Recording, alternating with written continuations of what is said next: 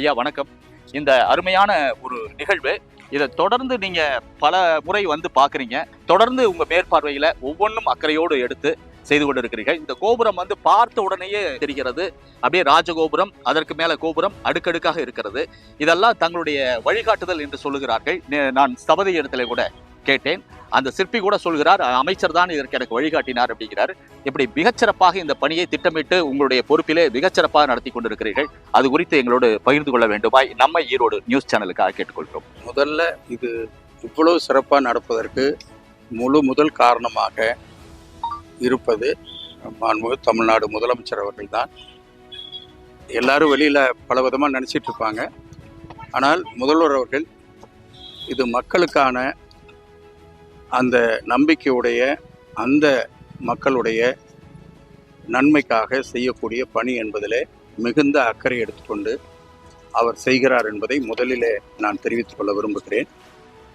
காரணம், நம்முடைய திண்டல் முருகன் கோவிலினுடைய குடமுழுக்கு நடத்தப்பட வேண்டும் என்று முடிவு செய்து அறநிலையத்துறையினுடைய அமைச்சர் மாண்புமிகு சேகர் பாபு அவர்கள் மாண்புமிகு முதலமைச்சர் அவர்களிடத்திலே போய் அதை பற்றி பேசி எல்லாவற்றையும் அவர்களிடத்திலே எடுத்து சொல்லி அவருடைய ஆலோசனையை பெற்று அதற்கு பின்னாலே அந்த பணிகள் துவக்கப்பட்டது.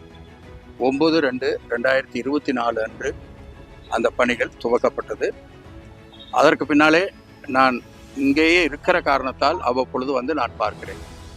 ஆனால் இதில் மிகப்பெரிய பங்கு முதலமைச்சர் அவர்களுக்கும் அறநிலையத்துறை அமைச்சர் அவர்களுக்கும் உண்டு என்பதையும், அதே போல் இதில் இருக்கிற அதிகாரிகள், அதே போல் இங்கே இருக்கிற கோயிலில் எப்பொழுதும் அந்த பணியை செய்து கொண்டிருக்கிற எங்களுடைய சகோதரர்கள் அத்தனை பேரும் இதில் பெரும் முயற்சி எடுத்திருக்கிறார்கள் என்பதை நான் இந்த நேரத்தில் தெரிவித்துக் கொள்ள விரும்புகிறேன்.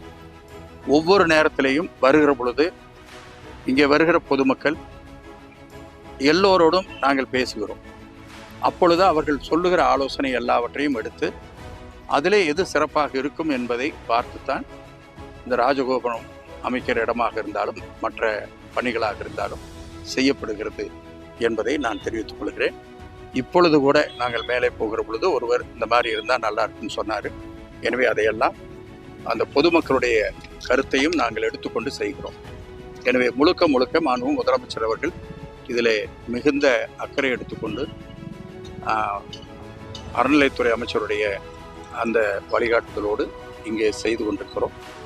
இங்கே ஒரு 5 நிலை ராஜகோபுரம் மிக அருமையாக அமைக்கப்பட்டிருக்கிறது.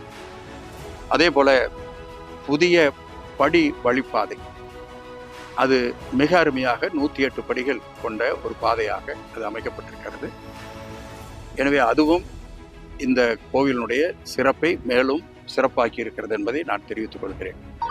அதே போல சிவன் கோவில் புதிதாக எல்லா இடத்துலையும் சிவன் கோயில் புதுப்பிக்கப்படும், குடமுழுக்கு செய்யப்படும். இங்கே புதிதாக கட்டப்பட்டிருக்கிறது.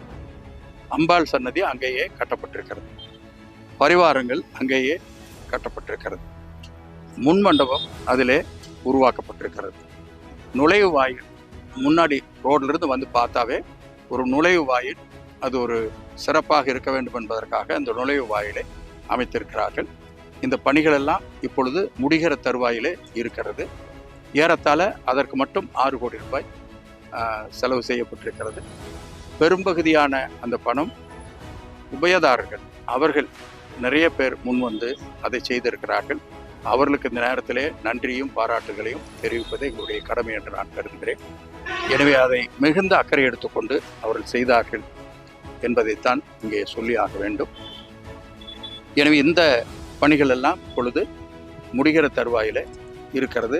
22ஆம் தேதி, வருகிற 22ஆம் தேதி காலையில் குடமுழுக்கு நடக்க இருக்கிறது. அதே போல மேலே கோவிலை சுற்றி, முருகர் கோவிலை சுற்றி ஒரு நிழல் கூரை அமைப்பதைப் போல ஒரு சுற்றுப்பிரகாரம் அமைக்க இருக்கிறார்கள். அதற்கு 1 கோடி ரூபாய் செலவழிக்கப்பட இருக்கிறது. அது வருகிற மக்கள் வெயில் இல்லாமல் வர வேண்டும் என்பதற்காக, ஏன்னா நிறைய சுற்றி வராங்க, சுற்றி வருகிற பொழுது வெயில் இருக்கக்கூடாது அப்படிங்கிறதுக்காக அது ஓட்டில் போட்டு மிக சிறப்பாக அந்த அப்பியரன்ஸே இருக்கும், அந்த மாதிரி அமைக்க இருக்கிறார்கள். அதற்காக ஒரு 1 கோடி ரூபாய் திட்டமிடப்பட்டிருக்கிறது. இதுவும் அந்த பணியும் அந்த குடமுழுக்கு முடிந்த பின்னாலே துவங்குவதற்கான ஏற்பாடு செய்யப்பட்டிருக்கிறது. அதே போல மலையினுடைய உச்சியிலே கோவிலுக்கு அருகிலேயே மிக உயரமான முருகர் சிலை அமைக்கப்பட இருக்கிறது. அதனுடைய உயரம் 207 அடி உயரம். அதாவது மலைக்கு மேலே, மலை ஏறத்தால ஒரு 45 அடி 50 அடி உயரம் இருக்கும். அதற்கு மேலே 207 அடி உயரம். அது உலகிலேயே உயர்ந்த முருகர் சிலையாக அது அமைய இருக்கிறது. அதற்கு ஏறத்தால ஒரு 30 கோடி ரூபாய் திட்டமிடப்பட்டிருக்கிறது. இது எல்லாமே டோனர்ஸ் அவர்கள் தான் முன் வந்து செய்ய வேண்டும் என்று விருப்பத்தை தெரிவித்திருக்கிறார்கள். இது முதலாக சட்டமன்றம் நடந்து கொண்டிருந்த பொழுது இப்படி உயரமான முருகர் சிலை வைப்பதை பற்றி அங்கே ஒரு பேச்சு வந்தது. நாங்கள் உட்கார்ந்து பேசி கொண்டிருக்க பொழுது சில நண்பர்கள் இந்த மாதிரி எங்களை அங்கே பேசி கொண்டிருந்தார்கள். நான் உடனே அறநிலைத்துறை அமைச்சர் அவரிடத்துல போய் நான் இதை சொன்னேன். அவர் உடனடியாக நீங்கள் தலைவர்கிட்ட ஒரு லெட்டர் கொடுங்கன்னு சொன்னார். ஒரு அரை மணி நேரத்தில் ஒரு லெட்டர் எழுதி, நாங்கள் யோசித்த ஒரு அரை மணி நேரத்தில் ஒரு லெட்டர் எழுதி முதல்வரிடத்தில் கொடுத்தோம்.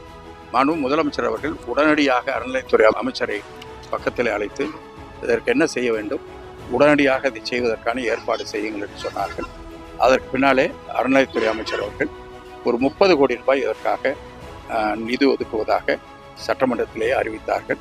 இந்த சிலை இப்படி அமைக்கப்படும் என்பதையும் அவர்கள் தெரிவித்தார்கள். அதற்குண்டான அடிக்கல் போடுகிற பணியும் 22ஆம் தேதி காலையில் 11 மணிக்கு நடக்க இருக்கிறது. அறநிலையத்துறை அமைச்சர் அவர்களும் முதலமைச்சருடைய சார்பாக இங்கே வந்து அதில் கலந்து கொள்ள இருக்கிறார்கள். எனவே இவ்வளவு பணிகளும் இங்கே இருக்கிற அத்தனை பேருடைய முயற்சியால் நடந்து கொண்டிருக்கிறது என்பதை நான் இந்த நேரத்திலே தெரிவித்துக் கொள்ள விரும்புகிறேன். அடுத்து இன்னொரு கருத்தை நான் இங்கே சொல்லி ஆக வேண்டும். திராவிட முன்னேற்ற கழக அரசு மாண்பு தமிழ்நாடு முதலமைச்சர் தளபதி அவருடைய தலைமையிலே அமைந்த பின்னாலே ஏறத்தாழ 4085 கோவில்களுக்கு குடமுழுக்கு நடத்தப்பட்டிருக்கிறது. வெளியிலே யார் என்ன வேண்டுமானாலும் பேசலாம். ஆனால் பொதுமக்களுடைய விருப்பமும் அவர்களுடைய வசதியும் அவர்களுடைய நம்பிக்கையும் முக்கியம் என்பதிலே மாண்பு தமிழ்நாடு முதலமைச்சர் அவர்கள் மிகுந்த அக்கறையோடு இருக்கிறார்கள். அதை மிக கவனமாக அந்த அவருடைய எண்ணத்தை மிக கவனமாக மனதிலே எடுத்துக்கொண்டு நம்முடைய அறநிலையத்துறை அமைச்சர் சேகர் பாபு அவர்கள் இதிலே மிகப்பெரிய அளவிலே தன்னுடைய பணியை செய்து கொண்டிருக்கிறார் என்பதை நான் தெரிவித்துக் கொள்கிறேன். அதன் காரணத்தால் தான் நான் சொல்லுகிற கணக்கு கூட இப்போ 2ஆம் தேதி முன்னாடி பிப்ரவரி 2ஆம் தேதி வரை 4085 கோவில்களுக்கு குடமுழுக்கு, அதற்கு பின்னாலே சில நடந்திருக்கும். எனவே அந்த வகையில் எல்லா இடங்களிலேயும் பொதுமக்களுடைய விருப்பத்தை மனதில் வைத்து இதையெல்லாம் செய்து கொண்டிருக்கிறார்கள். இந்த சுற்றுப்புறமே மிக சிறப்பாக இன்றைக்கு செய்யப்பட்டிருக்கிறது. அந்த 22ஆம் தேதி ஏறத்தாழ 1 லட்சத்திற்கும் மேற்பட்ட மக்கள் வருவார்கள் என்று நாங்கள் கருதுகிறோம். எனவே இங்கே இருக்கிற அதிகாரிகளும், மாவட்ட ஆட்சித்தலைவர், அதே போல காவல்துறை கண்காணிப்பாளர், மற்ற அதிகாரிகள் அனைவரும் சேர்ந்து வருகிற கூட்டத்திற்கு பிரச்சனை இல்லாமல் எப்படி பாதுகாப்பை கொடுப்பது என்பதையெல்லாம் ஆய்வு செய்திருக்கிறார்கள். வரக்கூடியவர்களுக்கு காலையிலிருந்தே உணவு கொடுப்பதற்கான ஏற்பாட்டையும் செய்திருக்கிறார்கள். எனவே அவர்களுக்கு என்னென்ன தேவையோ எந்த சின்ன குறைபாடும் இல்லாமல் செய்ய வேண்டும் என்ற ஒரு முடிவு எடுத்து இங்கே இருக்கிற நண்பர்கள் அதில் மிகுந்த அக்கறையோடு செய்து கொண்டிருக்கிறார்கள். எனவே முதலமைச்சர் அவர்கள் எடுத்த அந்த முயற்சியும் மாண்புமிகு சேகர் பாபு அவர்கள் எடுத்த முயற்சியும் எங்களுக்கு இன்றைக்கு ஒரு புதிய வடிவத்தை இங்கே ஏற்படுத்தி கொடுத்திருக்கு. மிகச்சிறப்புங்க. இந்த தமிழ்நாடு அரசு மிகச்சிறப்பாக இதை முன்னெடுத்திருக்கிறது என்பதை அமைச்சர் பெருமகனார் அவர்கள் கூற நாம் தெரிந்து கொண்டோம். இது மட்டுமல்ல, பல்லாயிரம் கோயில்களுக்கு குடமுழுக்கு சிறப்பாக தமிழ்நாடு அரசு நடத்தி வருகிறது. மாண்புமிகு முதலமைச்சர் அவர்கள் அதனை முன்னின்று நடத்துகிறார்கள். ஏனென்றால் மக்கள் நம்பிக்கையை மதிக்கிற வகையிலே அவர்கள் மிகச்சிறப்பாக மக்களுக்கு என்ன வேண்டுமோ அதை செய்ய வேண்டும் என்கிற எண்ணத்தோடு தான் இவற்றையெல்லாம் செய்து கொண்டிருக்கிறார்கள். இந்து அறநிலையத்துறையாக இருந்தாலும் சரி, இந்த தமிழ்நாட்டினுடைய அனைத்து செயல்பாடுகளும் மிகச்சிறப்பாக இருக்க வேண்டும் என்ற நோக்கத்திலே தான் இங்கே இந்த பணிகள் எல்லாம் நடைபெற்றுக் கொண்டிருக்கிறது என்பதை அமைச்சர் பெருமகனார் இப்போது நம்மிடத்திலே நேர்காணல் தந்தார்கள். நம்ம ஈரோடு நியூஸ் தமிழ் சேனலுக்காக நேர்காணல் கொடுத்த அமைச்சர் பெருமகனாருக்கு நெஞ்சார்த்த நன்றியை தெரிவித்துக் கொள்கிறோம். நன்றி. பலுவான வேலைகளுக்கிடையே ஒரு நிமிடம் ஒதுக்கி எங்களுக்காக நேர்காணல் கொடுத்தமைக்கு நன்றி. நம்ம Erode 24x7 Tamil news channel மிகச்சிறப்பாக திண்டல் திருக்கோயிலினுடைய குடமுழுக்கு திருவிழாவை நேரலை செய்ய இருக்கிறது.